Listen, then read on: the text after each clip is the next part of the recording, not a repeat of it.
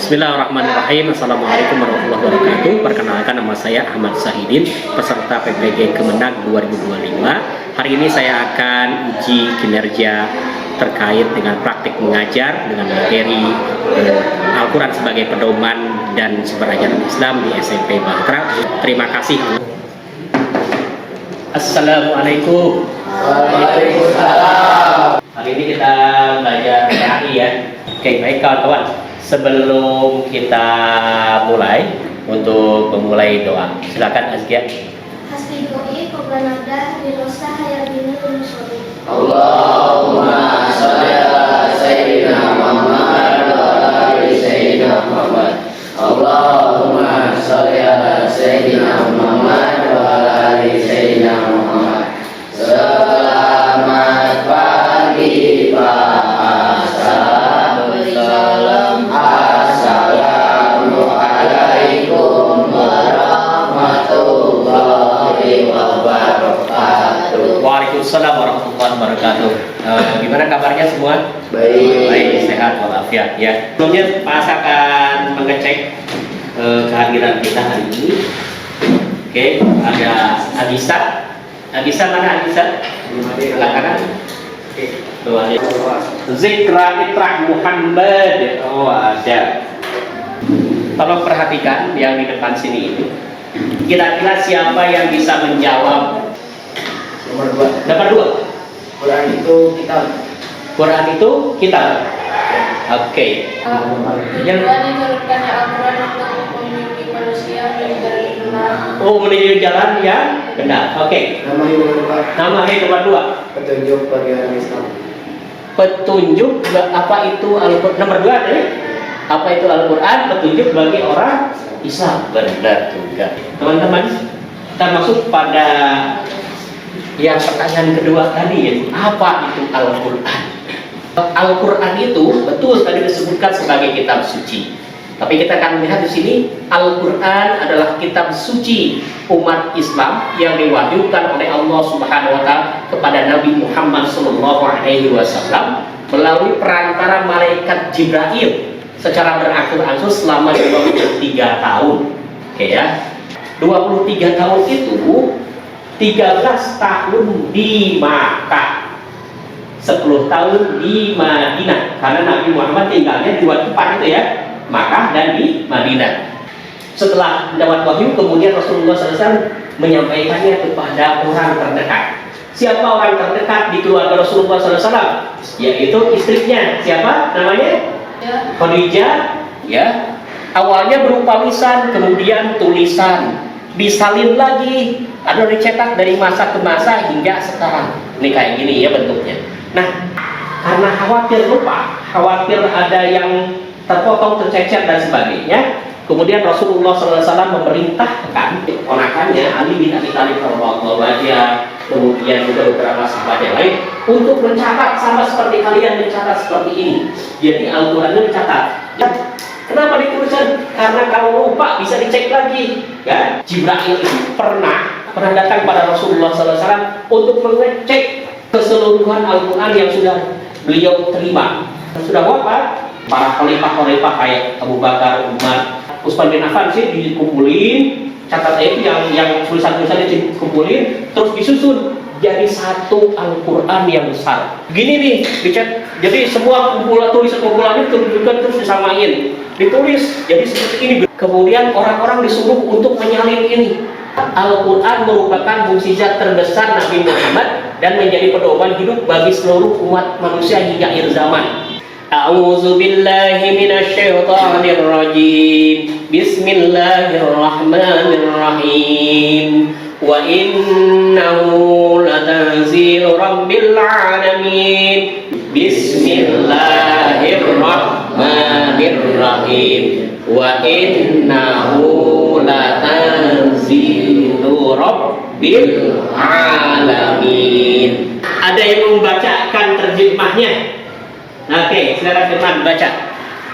Dan sungguh Al-Quran ini benar-benar diturunkan oleh Tuhan seluruh alam, yang dibawa turun oleh Ar-Ruh Al-Amin ke dalam hatimu Muhammad, agar engkau termasuk orang yang memberi peringatan. Oke, adakah sesuatu makna atau hal penting Diturunkan keseluruhan yang diturunkan ke seluruh alam?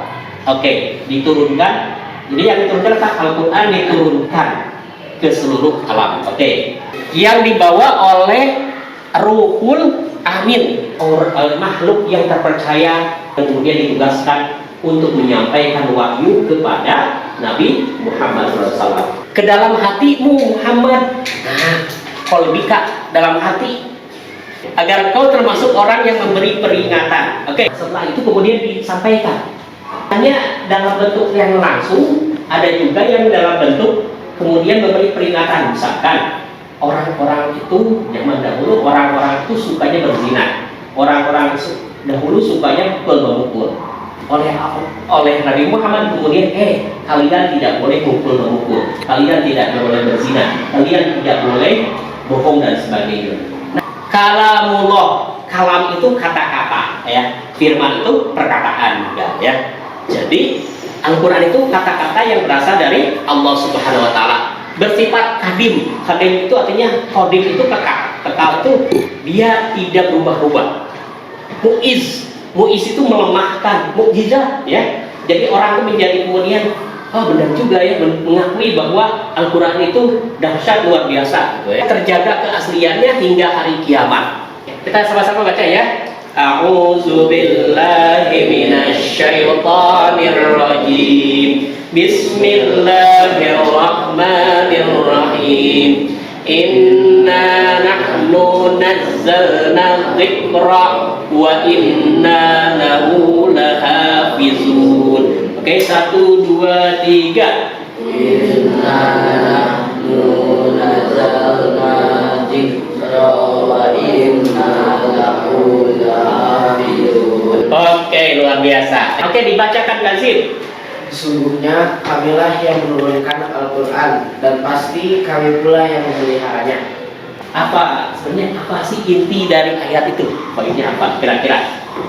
Sesungguhnya Allah yang menurunkan dan memeliharanya. Oh, jadi Allah itu yang menurunkan sekaligus memeliharanya. Bagaimana Allah Ta'ala menurunkan? Allah bisa menurunkannya gimana? Perantara Jibril. Oke, kalau memelihara gimana? Ya, terus dijaga supaya apa? Supaya tidak hilang. Tidak hilang. Wah, luar biasa. Diajarkan berarti harus dibaca, ya. Jadi memeliharanya satu dengan dibaca, yang kedua dihafalkan, ketiga diajarkan. Al-Quran memiliki peran yang sangat penting dalam kehidupan manusia. Satu, bahwa Al-Quran itu petunjuk, istilahnya hudan dan cahaya, nur. Jadi pertama, Al-Quran itu fungsinya sebagai hudan dan nur. Bismillahirrahmanirrahim. Dzalikal kitabu la raiba fihi hudan lil muttaqin. Nah, ini yang hudan lil muttaqin, hudan, petunjuk bagi orang yang bertakwa. Jadi orang yang bertakwa, orang Islam, orang beriman itu tidak meragukan isi Al-Quran. Dia akan terima Al-Quran itu dengan sebenar-benarnya. Dia akan jalankan isinya. Ada yang tanyakan tentang ini? Tidak. Oke, kita baca sama-sama ya ayat Al-Qurannya dari tahu dan bismillah. A'udzu billahi minasyaitonir rajim. Bismillahirrahmanirrahim. Zalikal kitabu la raiba fihi hudan lil muttaqin. Yang kedua adalah Al-Quran itu sebagai syifa dan rahmat. Al-Quran memberikan ketenangan hati, solusi atas masalah kehidupan, serta rahmat bagi yang mengamalkannya. Surat Al-Isra ayat 82. Bismillahirrahmanirrahim. Wa nunazzilu minal Qur'ani ma huwa syifaa'un wa rahmatun lil mu'minin. Dan kami turunkan dari Al-Quran suatu yang menjadi penawar dan rahmat bagi orang yang beriman. Nah, syifa itu artinya penyembuh. Al-Quran berisi kisah umat terdahulu sebagai pelajaran agar manusia tidak mengulangi kesalahan yang sama. Sekarang kita masuk pada ayat Al-Quran Quran surat Yusuf ayat 111. Sungguh pada kisah-kisah mereka itu terdapat pengajaran bagi orang yang mempunyai akal. Nah, di dalam kisah-kisah itu ada pelajaran, ada ibrah, ada namanya hikmah. Oke ya. Bagi siapa?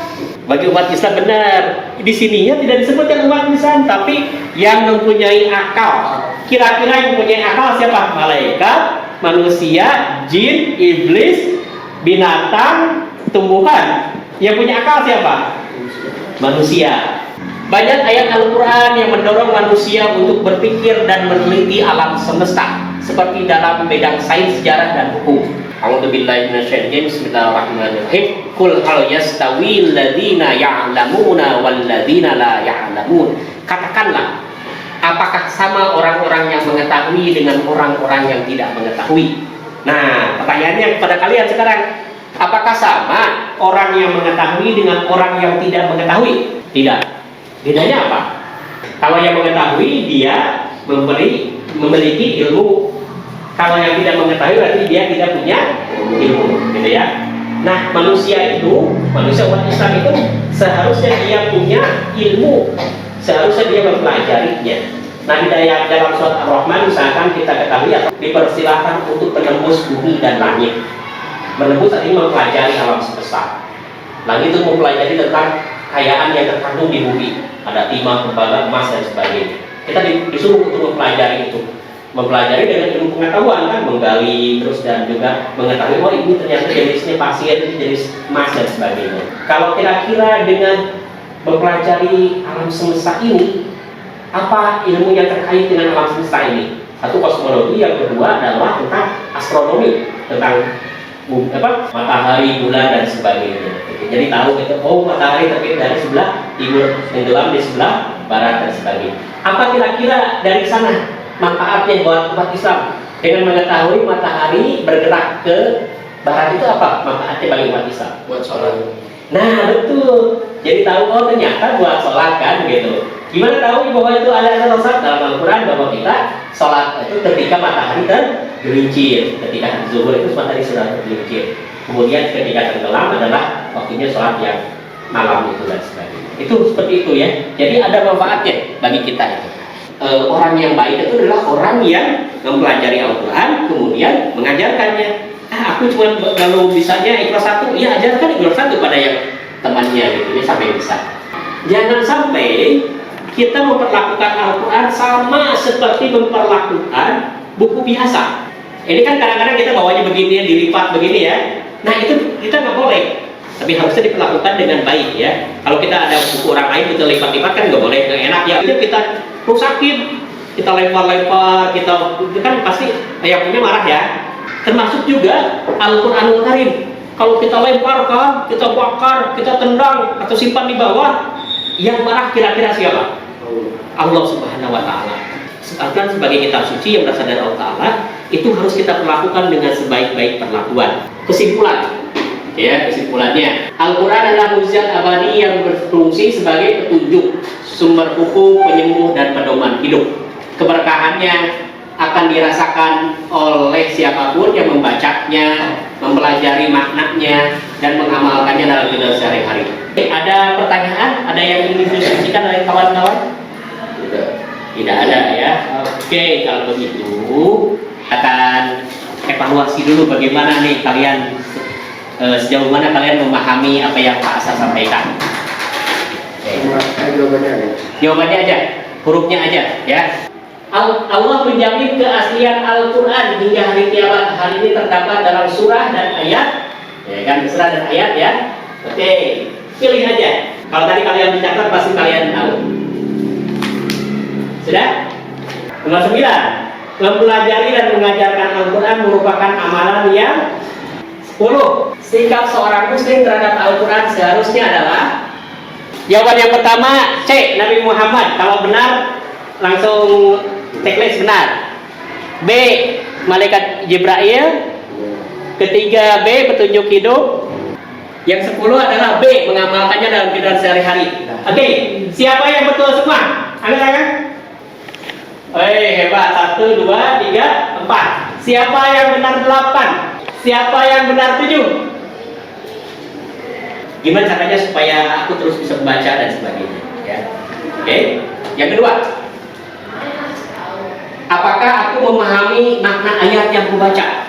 Misalkan kalian membaca Bismillahirrahmanirrahim, apakah aku tahu nggak artinya? Kalau tidak ya tidak, kalau tahu ya tahu, gitu ya. Apakah Al-Quran berpengaruh pada kehidupan kita sehari-hari? Apa tantangan terbesarku dalam mempelajari Al-Quran? Apa sih? Malas, tidak bisa bahasa Arab, atau sibuk dengan gadget? Terus kalau ada jawabannya, cara mengatasinya gimana? Jadi apa sih yang paling tantangan atau ganjalan membuat jadi susah membaca Al-Quran itu apa misalkan? Karena aku malas. Terus kalau malas, bagaimana caranya mengatasi supaya tidak malas, gitu kan? Oke, sudah? Baik, kawan-kawan, sambil kalian melihat di depan, kita tadi sudah mempelajari tentang itu Al-Quran. Apa kegunaan atau tujuan dari diturunkannya Al-Quran sebagai kitab suci umat Islam, sebagai sumber yang fungsinya sebagai hudan, sebagai cahaya, sebagai Al-Quran, dan juga bermanfaat bagi kita. Insya Allah nanti kita akan masuk lagi terkait dengan sumber Islam yang kedua, al-hadis atau sunnah Rasulullah SAW. Nanti pekan depan kita akan masuk untuk mempelajari apa itu sunnah, manfaatnya, dan bagaimana kita bisa mengambil pelajaran dari sunnah dan hadis. Oke, demikian yang bisa Pak Hasan sampaikan. Silahkan ditutup oleh hakim kita. Allahumma sholli ala sayyidina Muhammad wa ala ali sayyidina Muhammad. Allahumma sholli ala sayyidina Muhammad wa ala ali sayyidina Muhammad. Terima kasih. Assalamualaikum warahmatullahi wabarakatuh. Waalaikumsalam warahmatullahi wabarakatuh. Silakan mulai istirahat.